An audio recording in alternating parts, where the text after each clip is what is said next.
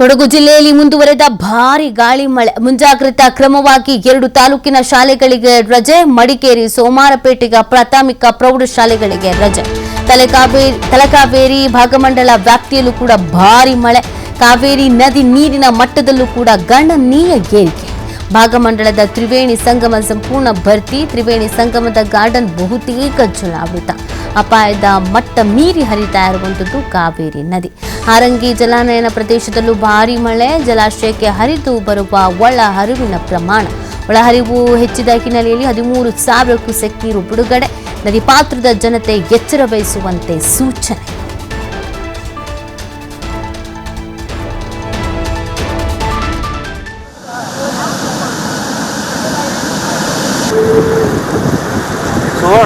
ಗದ್ದೆಗಳಿಗೆ ನೀರು ಹೋಗಿದೆ. ಇನ್ನೊಂದು 2 ಮಳೆ ಬಂದರೆ ನಾಪುಗುಲ್ ರಸ್ತೆ ಮೇಲೆ ನೀರು ಬರೋ ಸಾಧ್ಯತೆ ಇದೆ. ಇದು ಭಾಗಮಂಡಲ ತ್ರಿವೇಣಿ ಸಂಗಮ ಹೂತೋಟದಲ್ಲೆಲ್ಲ ನೀರಿದೆ ನೋಡಿ.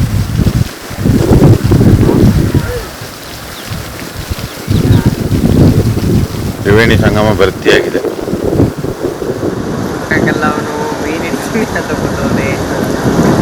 ಒಂದು ಇಂಚ್ ಎತ್ತರದಲ್ಲಿ ಮೀನು ಬರ್ತದೆ.